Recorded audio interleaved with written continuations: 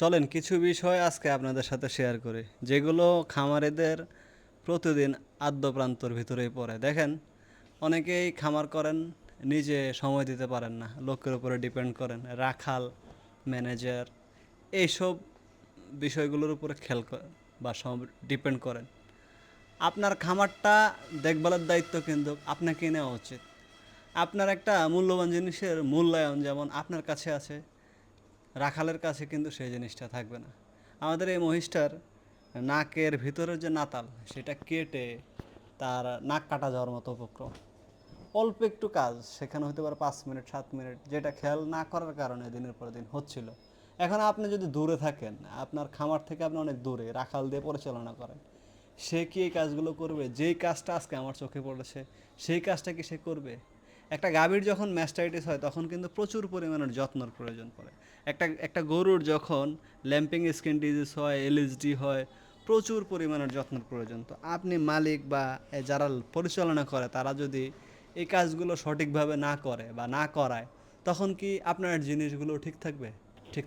তাই যারা এই খামার করতে চায়, খামার পেশায় নিজেদেরকে ইনভলভ করতে চান, আপনার অনেকে আছেন, আপনি একা যতক্ষণ আপনার নিজের পৃষ্ঠপোষকতা দিয়ে খামারকে দেখে শুনে রাখতে পারেন, তত সময় নিজে অতটুকুই রাখেন খামারটাকে।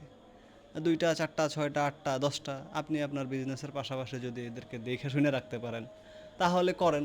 কিন্তু অবলা জীব, এদেরকে আইনা আপনি খাবারের কষ্ট দিবেন, বা আপনি দিচ্ছেন না, আপনি আপনার যাদের উপরে ডিপেন্ড করতেছেন তারা এই জিনিসগুলোকে ঠিকমতো টেক কেয়ার করতেছে না।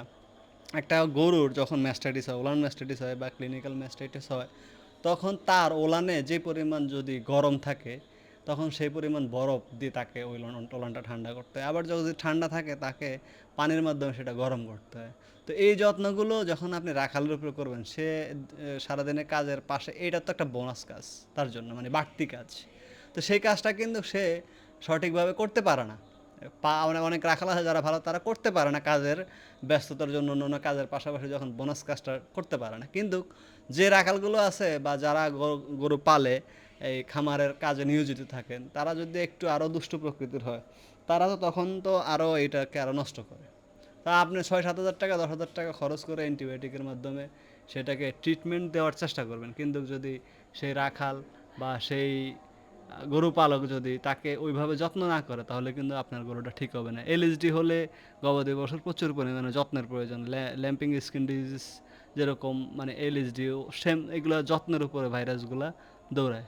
তো আপনার জিনিসটা আপনি সকাল বিকাল দেখেন, নিজে তদারকি করেন, দেখবেন আপনার খামারটাও দাঁড়াবে, আপনিও সফলতার মুখ দেখবেন, আপনার অবলা জীবগুলো ভালো থাকবে। অন্যের উপরে ডিপেন্ড করে খামার পরিচালনা করা, খামারকে নিয়ে সামনের দিকে এগিয়ে যাওয়া, এটা অনেক ডিফিকাল্ট। হ্যাঁ, যদি বিশ্বস্ত লোক বা ম্যানেজার ওরকম পান, সেটা হচ্ছে ভিন্ন হিসাব। তবে রাখালের কথায় খামার যে চালায়, তার খামার বন্ধ হতে সময় লাগে না, কারণ রাখাল তার মেন্টালিটিটাই ওই রকম, সে আপনাকে ওই রকম সদুত্তর বা সদ্বুদ্ধি সে আপনাকে দিতে পারবে। আপনি তার কাছ থেকে যাই কিছু আশা করবেন, পুরোটাই হবে বোকামি। দীর্ঘ অনেক দিন এই লাইনে তো, তো অনেকটা অভিজ্ঞতা হয়েছে। ভালো থাকবেন, নিজের জিনিসের নিজে যত্ন করেন। আসসালামু আলাইকুম।